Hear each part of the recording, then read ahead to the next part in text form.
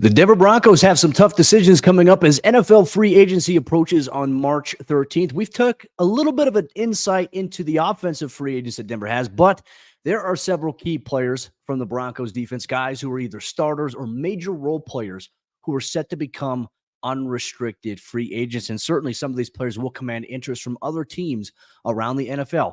What will the Broncos do, and how will they analyze maybe what they need to do in terms of bringing back the best players possible to maintain some of the defensive continuity or to build upon that? We'll break it all down here on today's Good Morning Broncos real quick. This episode of this segment of the show is brought to you by our friends over there at Superbook Sports. Superbook is changing the game.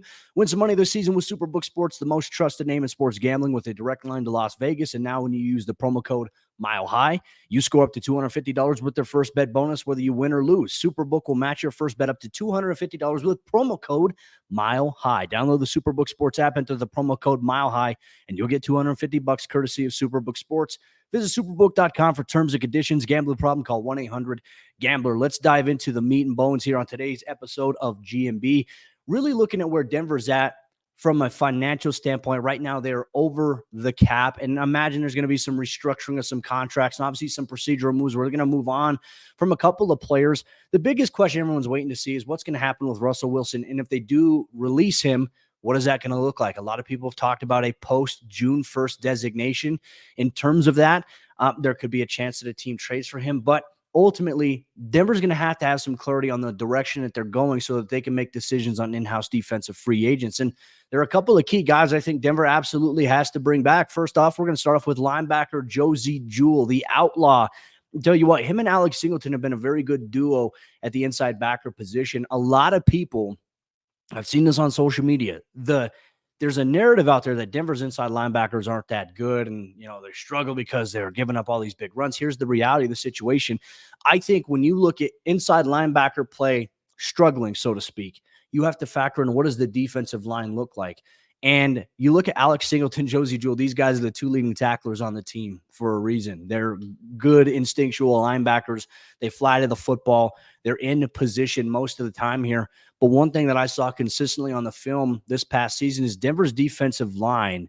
At times when they were getting gashed in the run game, it was on the outside, or when it did come on the inside, it was because the defensive end or defensive tackle were getting washed down, and it was allowing one of those offensive linemen who are initially double teaming, whether it's a 3-tech or a 1-tech, they're double teaming and moving up to play side linebacker where they're able to get a hand on or be in the way of a linebacker, which leads to a gap, which leads to guys getting in there. That's not necessarily on the linebackers themselves. I can tell you this, the Broncos were very pleased with Alex Singleton and Josey Jewell this past season, but Josey is set to become an unrestricted free agent. And I think there's a question here, like, what is it going to look like in terms of bringing him back? Right now, according to Spot Track, his estimated market value would be a 2-year deal worth $15.3 million. That would be an average annual value of about $7.6 million per season. In my opinion, factoring where Josey's at, Josey's a guy that doesn't hurt you in a negative way. He's one of the smarter guys on the field. He knows how to line the defense up. He can make plays. He's obviously made plays. I mean, looking back at this past season, he had 108 tackles.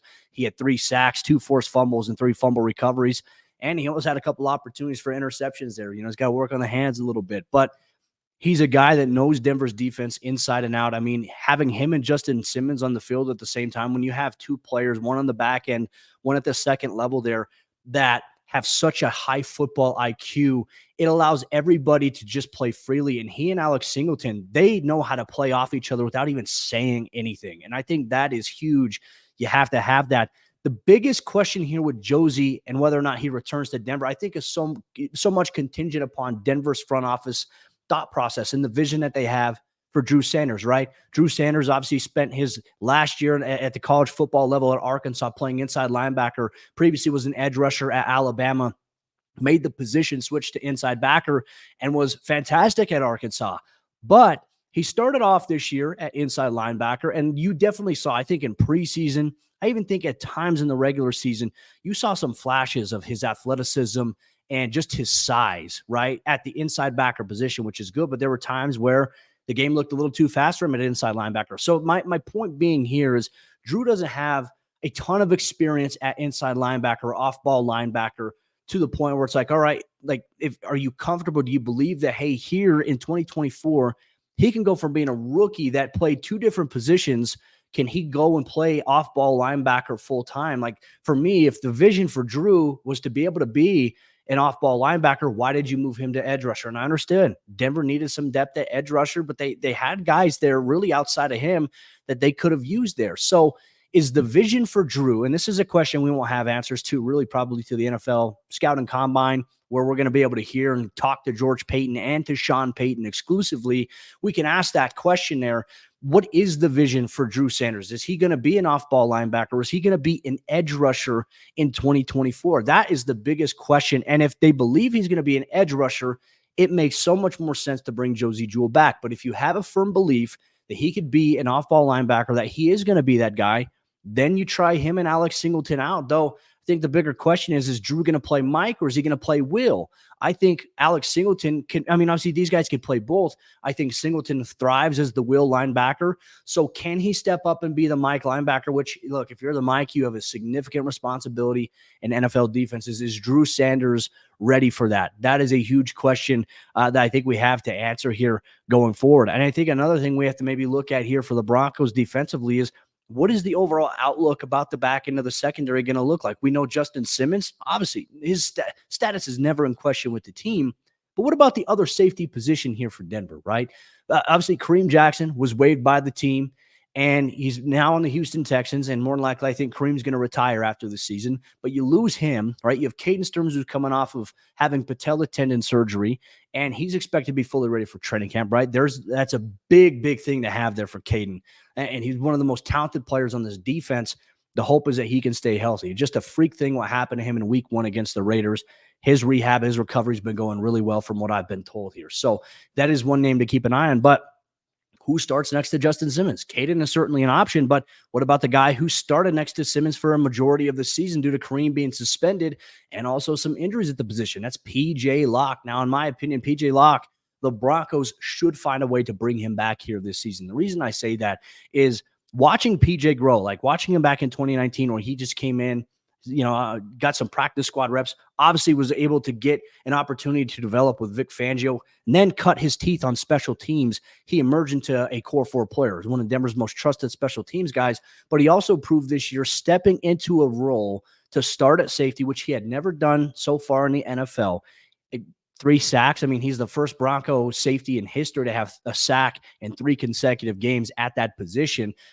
Just the way he plays it, he's smart, instinctual, knows how to disguise, is a pretty solid tackler, comes up and run support, can cover in the passing game.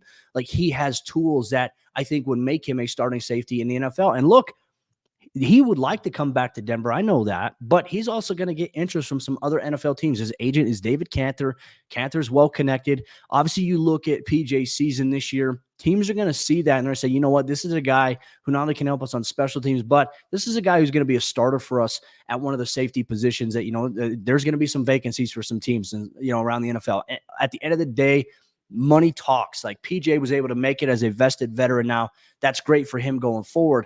Now it's like, hey, can I secure the bag and provide for my family for like the entire future? Like, that's the thing with PJ. Like, PJ has literally gone through the realm of being a guy in the roster bubble to a guy who's a starter, and now he's going to have options. He's going to have opportunity just beyond Denver here this season. For me personally, if I'm the Broncos, I'm finding a way to re-sign P.J. Locke and have him as a starting safety next to Justin Simmons. You're going to have Caden Stearns back in the mix. But with safety, Delarian Turner-Yell going out with an ACL injury with the second to last game of the season, that's a huge issue for Denver's depth. They have Devin Key, who signed a future reserve contract for the team. He'll be back in training camp at least in 2024, and he'll have a chance to compete through the preseason. But then there's also the dynamic of J.L. Skinner. What is his development going to look like going from his rookie season where he was on the active roster, elevated only for 2 games this season, didn't see much time outside of the Las Vegas Raiders season finale where he got special teams reps, and he got in on one of the Broncos dime package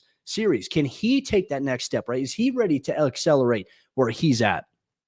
I think there are questions about the depth right now at safety for Denver behind Justin Simmons, and with P.J. Locke not guaranteed to return, that to me is a huge question here for the Broncos safety depth going forward. So for me, P.J. Locke, you have to find a way to at least secure your starters for the 2024 season. In my opinion, that's going to be Justin, and that's going to be P.J. with a combination of Caden Stearns. But with the history of that position, with some of the injuries, you need really good safety depth. So Denver should, in my opinion, in free agency, look to sign a veteran safety, a veteran guy to maybe like a 1-year deal, kind of in the role that Tremont Smith kind of played. Not a guy who's going to start for you, but can if you need him to, but also a guy who's going to play a lot of special teams. That's where Denver has to be, I think, going into the offseason. And obviously, nickel cornerback Kwan Williams, man, tell you what, that was one of the most exciting signings that George Paton made in free agency a few years ago because of his upside, right? And when healthy, he proved beyond a shadow of a doubt that he could be one of the best players in the NFL at his position inside the nickel. We talk about run defense. We talk about the ability to pass cover. I mean, this is a guy who played hurt. He played banged up, but that's been the thing for Kwan is injuries have impacted Kwan. And I think the optics, and this is the frustrating thing about being a reporter and covering this sport, is that fans, I mean, for fans, it's different, right? Fans want a guy that can play and want to be, readily available. I understand that. But it's to the point where I think a lot of people look at a player who gets injured and it diminishes their value in a sense of how the fan base looks at a player or his impact. Like they say, oh, this guy's awful. Like the reality is when you turn on the tape, when Kwan Williams is healthy, he's one of the best players on the Broncos defense by far, not even close. That's how talented of a player he is. But the injuries count negatively against him in terms of the optics of maybe if the team's looking to bring him back. I mean, considering the contract, the history that he's had with the injuries has definitely impacted maybe I think his ability to be a guy that the Broncos would want to bring back. And it doesn't help that Jaquan McMillan emerged out of nowhere this season inside the nickel and became a very, very terrific player for Denver's defense and is more cost effective. I would love to see a world where Kwan and Jaquan could both be on the team because I think you would have a really damn good dime package if you had those two guys there, to be honest with you. But the only way I could see Kwan coming back is if he signs a prove-it deal here for Denver, can stay healthy throughout the entire season. I just don't know if that's going to be the case, and I think Denver may look to move on. I would personally love to see Kwan back, but Jaquan, in my opinion, has now secured that starting job and is an impact player here for Denver defensively. So it would be a tough position for Kwan to come in as the previous starter and then not be the starter here in Denver. So something to keep an eye on there. And then a couple of the final ones we'll look at here. Defensive tackle Mike Purcell has obviously been with the team since 2019 when Vic Fangio came over. He's very solid run plugging, gap stopping type of run defender here. But Denver struggled defensively, especially on the defensive line with him. Jonathan Harris is also a free agent. I'll kind of combine my analysis with both these guys into one here. You look at where Denver's at when they were not executing stunts, right? Like where they're sending the defensive end crashing in, the defensive tackle crashing out, linebacker blitzing inside the A or the B gap. They didn't really get a lot of pressure outside of stunts. And in those base packages, when you're not stunting, Denver needs to be able to generate interior pressure, and they simply weren't able to do that enough. Like Mike Purcell had some times where he created pressure, but it's not consistent, right?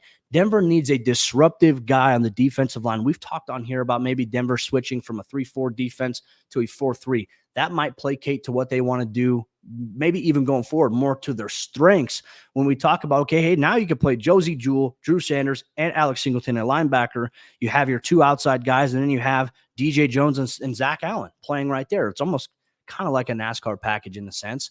But I just think that Denver is in a position now, and obviously Purcell is a veteran guy. He's getting older. Not saying that his play is going to fall off, but you have to look to get younger, and you have to look to get guys that you can develop and build into roles where, hey, they could be around here for another 4 or 5 years.